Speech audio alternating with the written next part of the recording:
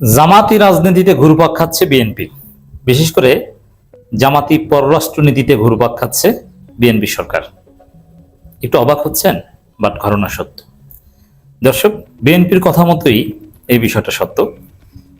12 ফেব্রুয়ারি নির্বাচনের আগে বিএনপির সাপরি অ্যাক্টিভিস্টরা জোরালোভাবে প্রচার করেছিল যে তুরস্ক, পাকিস্তান জামাত ইসলামীকে ক্ষমতায় আনতে এই কয়েকশো কোটি টাকা খরচ করছে, অমুক তমুক ইত্যাদি ইত্যাদি। বিশেষ করে তুরস্কের কথা বলেছিল। এমনকি তারেক রহমানকে হত্যা করতে চায়, তারেক রহমানের বিরুদ্ধে ষড়যন্ত্র করছে কারা? তুরস্ক, অমুক তমুক নানান কথা। এবং এই প্রেক্ষাপট কারা তৈরি করছে? জামাত। কারা জড়িত? জামাত জড়িত। জামাত ক্ষমতা আসতে চায়, তারেক রহমানকে সরিয়ে তাকে দেশে আসতে দিচ্ছে না। কেন তারেক রহমান দেশে আসতে পারছে না? বাধা কোথায়?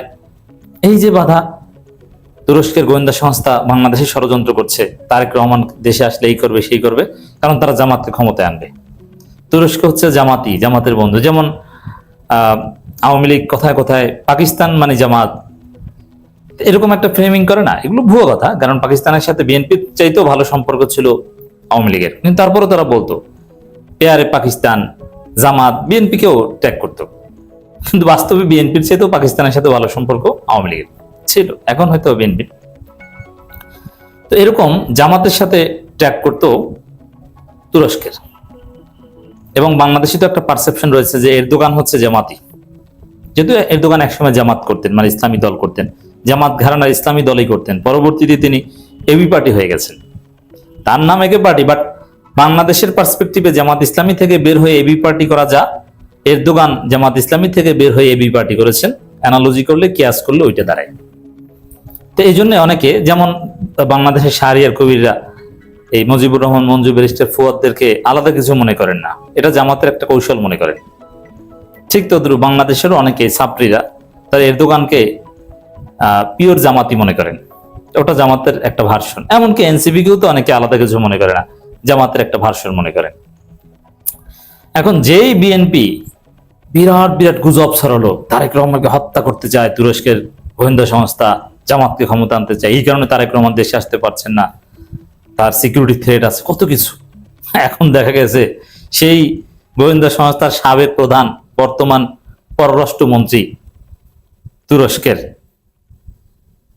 পশ্চিমাদের আতঙ্ক, ইসরায়েলের আতঙ্ক, আরো অনেকের ঘুম হারাম হয়ে যায় যার নাম শুনলে, সেই হাকান ফিদান, তিনি বাংলাদেশে সফরে এসেছেন। আর বিএনপি সরকার এমন ভাবে তাকে রিসিভ করছে, মনে হয় জন্য তাদের আব্বা এসেছেন, মনে হয় যেন জিয়াউর রহমান কবর থেকে উঠে এসেছেন। এতটা সম্মান করেছে। কোন দেশের প্রধানমন্ত্রী আসলেও এত গুরুত্ব দেয় না, প্রেসিডেন্ট আসলেও এত গুরুত্ব দেওয়া হয় না। যারা তুরস্কের পররাষ্ট্রমন্ত্রী, অ্যাট দি সেম টাইম তিনি একজন মিলিটারি এক্সপার্ট এবং তাদের সাবেক গোয়েন্দা প্রধান। তিনি আশায় বাংলাদেশ সরকারের যে আগ্রহ, বাংলাদেশ যতটা আগ্রহ দেখাচ্ছে এবং গুরুত্ব দিচ্ছে, এটা চীনের প্রেসিডেন্ট আসলেও মনে হয় এত গুরুত্ব দিবেন না। যেমন কিছু কিছু ক্ষেত্রে প্রধানমন্ত্রী নিজে অতিথিকে রিসিভ করতে যান এয়ারপোর্টে। আবার এক্ষেত্রে একটা প্রোটোকল আছে, প্রধানমন্ত্রী প্রেসিডেন্ট আসলে তখন প্রধানমন্ত্রী প্রেসিডেন্ট যাওয়ার চেষ্টা করেন। আবার কিছু কিছু ক্ষেত্রে গুরুত্ব না দিলে প্রধানমন্ত্রী প্রেসিডেন্ট তাকে রিসিভ করতে জাস্ট পররাষ্ট্রমন্ত্রী যান, অনেক ক্ষেত্রে পররাষ্ট্র সচিব যান। এগুলো নিয়ে অনেক হিসাব আছে। যেমন শেখ হাসিনাকে একবার অপমান করেছিল ভারত, তাকে রিসিভ করতে মোদি বা এরকম গুরুত্বপূর্ণ কেউ আসেনি। অগুরুত্বপূর্ণ একজন রেল মন্ত্রী নিয়ে কাকে পাঠিয়ে দিয়েছিল যে নিয়ে আসেন। এটা একটা চপেটা গাছ ছিল।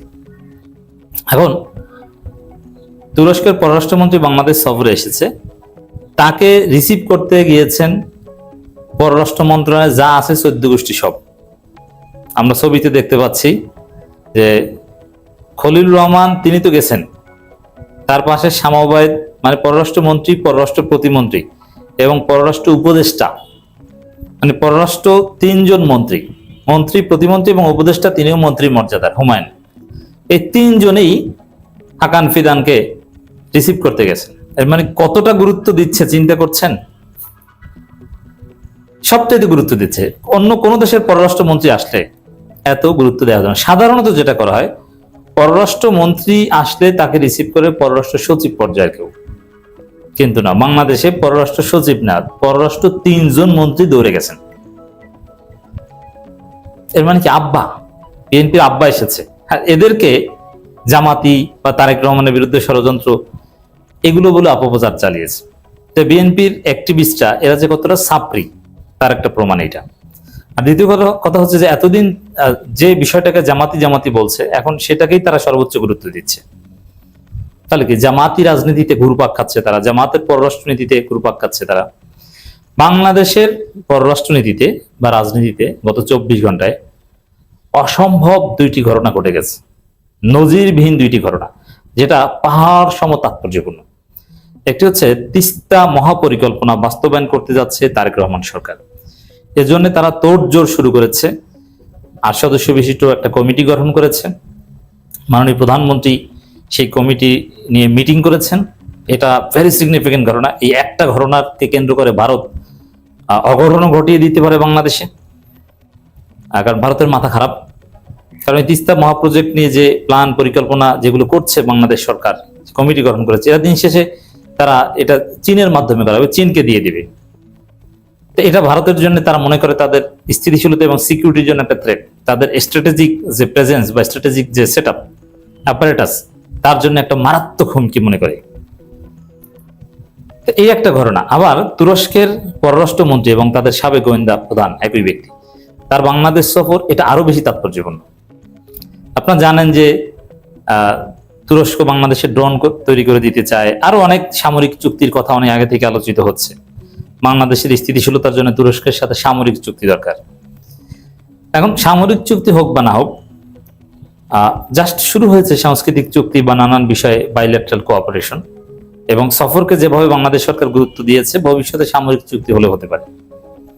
তো তুরস্কের সাথে বাংলাদেশের মিলিটারি এগ্রিমেন্ট বা স্ট্র্যাটেজিক এগ্রিমেন্ট, যেই এগ্রিমেন্টে কয়েক ধাপ অলরেডি বিএনপি সরকার এগিয়েছে, এটা মারাত্মক ঘটনা, সিগনিফিকেন্ট ঘটনা। এর মানে জামাতের যে থিওরি যে আমাদের সার্বভৌমত্ব রক্ষা করতে হলে আমাদের চীনের সাথে, পাকিস্তানের সাথে, তুরস্কের সাথে সম্পর্ক রাখবে। জামাতকে যদি জিজ্ঞেস করেন যে আপনাদের পররাষ্ট্রনীতি কি, ভারত আপনাদেরকে ধ্বংস করতে চায়, আপনারা বাংলাদেশের স্থিতিশীলতা কিভাবে রক্ষা করবেন, বাংলাদেশের সার্বভৌমত্ব কিভাবে রক্ষা করবেন, তখন জামাতের উত্তর পাকিস্তান, চীন, তুরস্ক, তাদের সাথে আমরা এগ্রিমেন্টে যাব, তারপর ভারত আমাদেরকে সমীহ করতে বাধ্য হবে। এখন সেই রাজনীতি তো বিএনপি করছে। পাকিস্তানের সাথে অলরেডি কয়েকটা এগ্রিমেন্ট হয়েছে, পাকিস্তানের বিমান টিমান, সামরিক বিমান, এগুলো কিনছে বিমান বাহিনী, এবং এরপর থেকে বাংলাদেশ বিমান বাহিনীর বিরুদ্ধে ভারত বিভিন্ন অপপ্রচারও ছড়ানো শুরু করেছে, বিভিন্ন ষড়যন্ত্র শুরু করেছে। চীনের সাথে এই যে তিস্তা মহাপ্রজেক্ট, এটা চীনকে দিবে, এবং চীন সফরে যাবেন তারেক রহমান ভারতের আগে, মালয়েশিয়া দিয়ে শুরু করবেন হয়তো। এরপরে এই তুরস্কের পররাষ্ট্রমন্ত্রী এবং সাবেক গোয়েন্দা প্রধান, যিনি পশ্চিমাদের বা এই ভারতপন্থীদের জম হিসেবে পরিচিত, তিনি আসছেন। এটা অসাধারণ ঘটনা। হ্যাঁ, এখানে রোহিঙ্গা সংকট সমাধানে তুরস্ক ভূমিকা পালন করবে বলছে, বাণিজ্য বিনিয়োগ বাড়াতে একসাথে কাজ করার কথা বলছে তুরস্কের পররাষ্ট্রমন্ত্রী, এবং তুরস্কের সঙ্গে বাংলাদেশের সাংস্কৃতিক বিনিময় বিষয়ে একটা সমঝোতা স্মারক সই হয়েছে। আমরা বিশ্বাস করতে চাই সামরিক চুক্তি হবে, না হলেও সেই পথে এক ধাপ অগ্রগতি হলো। এটা তো পুরোটাই জামাতি রাজনীতি করছে বিএনপি। সেই জন্য বলি, বিএনপি জামাতের মধ্যে আসলে তেমন কোনো পার্থক্য নেই। যা দেখছেন এগুলো উপর। মুক্তিযুদ্ধ প্রশ্নেও বিএনপি জামাতের আকীদা সেম।